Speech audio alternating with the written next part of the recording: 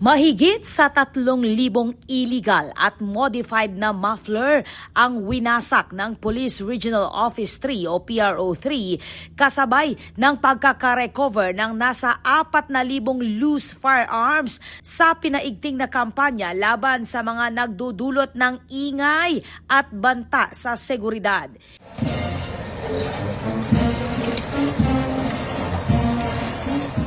Inilahad ang datos sa ginanap na joint meeting ng Regional Law Enforcement Coordinating Committee 3 at Joint Anti-Illegal Drugs and Anti-Illegal Firearms Regional Coordinating Committee 3 nitong Lunes, February 23.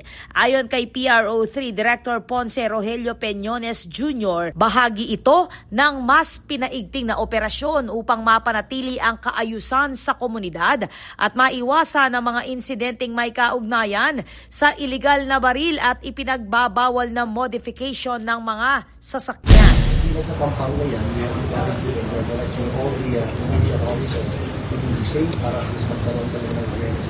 Just imagine, magkano lahat ang halaga ng mufflers na yan. Meron pang titanium mufflers na nag-range from 20,000 to 30,000. Ilalagay lang nila. But then, it's still illegal based on Patunay umano ang hakbang na ito sa mas mahigpit na pagbabantay ng mga otoridad laban sa mga paglabag na nakakaapekto sa katahimikan at seguridad ng mga mamamayan.